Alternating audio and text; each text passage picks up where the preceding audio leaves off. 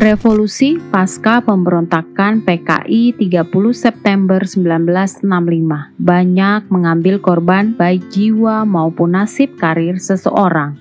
Gubernur Sumatera Utara yang saat itu dijabat Brigjen Ulung Sitepu tidak luput dari penurunan jabatan Gubernur Sumatera Utara karena dicap terlibat Partai Komunis Indonesia. Ulung Sitepu lahir pada tahun 1917.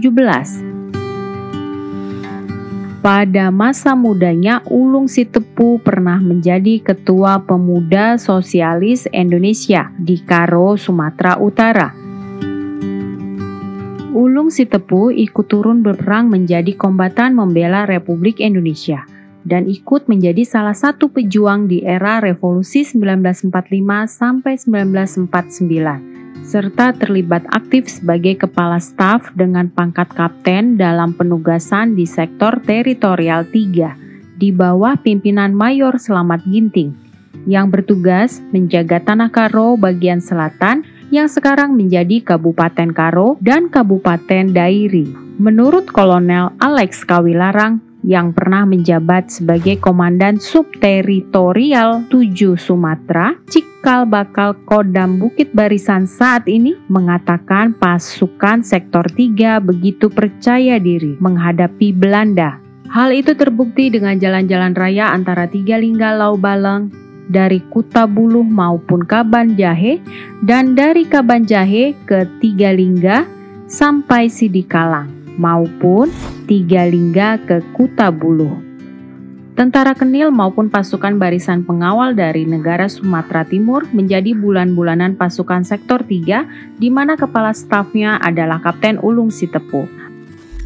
Ulung Sitepu kemudian ditunjuk menjadi Gubernur Sumatera Utara ke-8 sejak Juli 1963. Pengangkatan Ulung Sitepu itu disebut-sebut berkat campur tangan PKI. Walau beredar berita bahwa sejak 1950-an di Medan, Ulung Sitepu sudah dicap perwira merah atau kiri. Dan motif ideologi ini membuat Ulung Sitepu melawan Kolonel Simbolon waktu itu. Seingat Letnan Jenderal Punawirawan Sugiarto, ketaatan kepada pusat yang diperlihatkan oleh sebagian pasukan TNI pada waktu itu mempunyai latar belakang motif tersendiri. Ialah motif ideologi dan kesukuan. Mayor Ulung Sitepu, kepala staf saya, rupanya adalah orang yang merah dari dulunya, entah karena keyakinan atau sekedar merah ambisi. Dalam buku pengalaman pribadi Letnan Jenderal Purnawirawan Sugiarto, seingat Sugiarto, Ulung Sitepu bukan satu-satunya tentara yang berhaluan kiri di Medan pada 1950-an.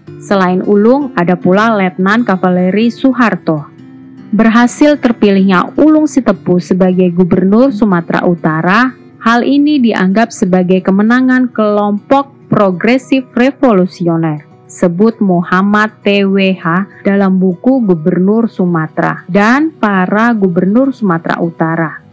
Hubungan yang dekat dengan PKI waktu itu membuat karir Ulung Sitepu terjun bebas usai pecahnya peristiwa G30S 1965. Sebagai tentara yang dianggap berhaluan kiri, dia pun ikut tergulung karena dianggap pengkhianat Pancasila. Walaupun saat ini banyak pendapat yang menyatakan Ulung Sitepu ditahan dan diturunkan karena sikap politiknya yang loyal pada Soekarno dan Pancasila. Hal ini diutarakan penulis Aju dalam diskusi dan peluncuran buku Nasib Para Soekarnois, Kisah Penculikan Gubernur Bali Suteja 1966, di mana Gubernur Sumatera Utara waktu itu, Ulung Sitepu, dalam pendapat Aju wartawan senior tersebut, bersama 6 gubernur lainnya diturunkan dari jabatan gubernur karena sikap politik yang loyal pada Soekarno dan penurunannya karena dilabeli dengan isu yang sama, yaitu